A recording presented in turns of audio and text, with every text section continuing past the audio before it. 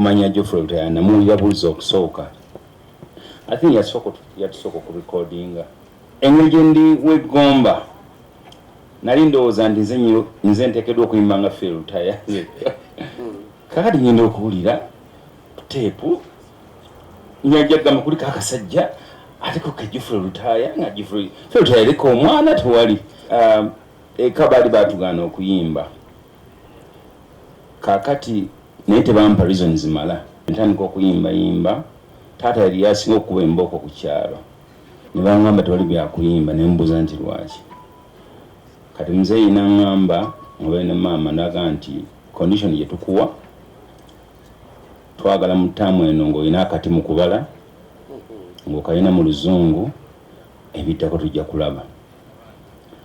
Kaakati ak'okubala ne mbagamba nti sikasuubira naye ak'oluzungu nja kakola ki?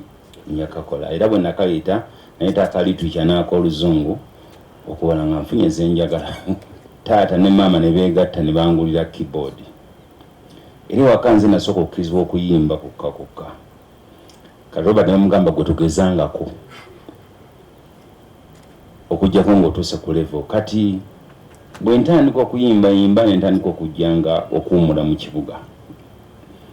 Nfuna chance n'ensinkana Lutaya. Ate ng'omusajja gwe nsuubira okubanga muzibuzibu ngenda okulanga muntu mwangungu. Netandika okuba music. Nampa amagezi nga n'omukyala yatuyigizanga okuyimba omuyita omugenzi Kezia. Ezo engolozi nafuna nyingi nnyo nga nfulatinze. Bambi Geoffrey n'aba mulungi nnyo era nanconnectinga nenkola albamu yange yasooka wadde yali yabyabufuzi teyafuluma neŋŋenda ewakasiwukira ne bampa $3,800,000. Bwe nakwata ssente ezo nafuna dayoli ya wiiki namba nensooka ngula digi ennene. Ebintu by'abawala Lutaya binjigiriza akatemuka recordinga kansi n'omukyala we taliiga ekiyo twagende bweyogere twatufudde ku digi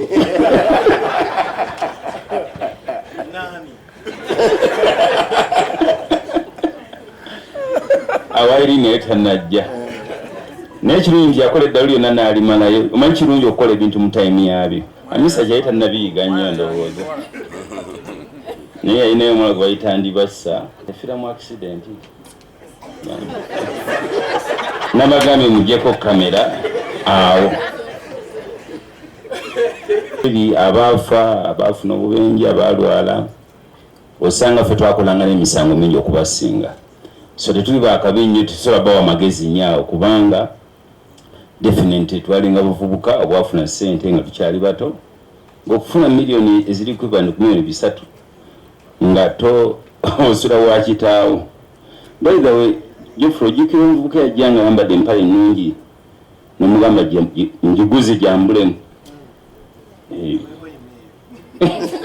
Nenvaawo nengenda mu America naye nga tuwuliziganya nnyo nentandikayo studio nengenda okulula nga bakikubya naye baali batandise bapulaninga okugenda ebweru banga babakwatidde Nairobi. So Mukama abawa omukisa ate omulala kale takayimba nebaza essala zotakoze eki